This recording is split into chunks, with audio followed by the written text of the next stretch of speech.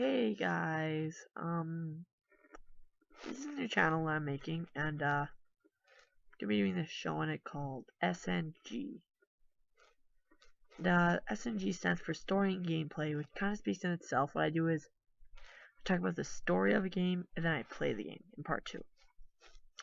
So part 1 is the story, and I'm gonna talk about the history of it, and you're gonna probably say that this is a copy of Brief History. I got some of my inspiration from the Brief History, but there's a bunch of differences between it. It's one is that a brief history is brief history. Mine is kind of a more detailed history, but not in the same way as a brief history. And I also talk about the storyline of the game, which brief history kind of talks about.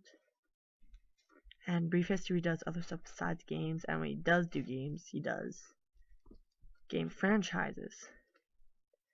But I just concentrate on one game. So this is gonna be a pretty short video for the first one, and so as you can probably tell, we're starting with Final Fantasy. So starting with Final Fantasy, the release date is December 18th, 1987. The company is Square Enix, which was just Square back then, and the system it was released on was the Nintendo Entertainment System. So yeah, now let's move on to the story. Okay, so I'm gonna tell you about the storyline and a few other facts about it. And I'm big on no like spoilers, so I'm gonna keep this really vague. Okay, so the story is about 4 youths, and they're called the Light Warriors. And each one of them carries 4 of the elemental orbs, which have been darkened by the 4 elemental fiends.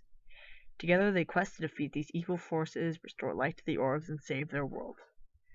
It's it's not that linear of a story. It's pretty open, well, not pretty open world, it is open world, so not much of a story, and also story wasn't a big deal back then.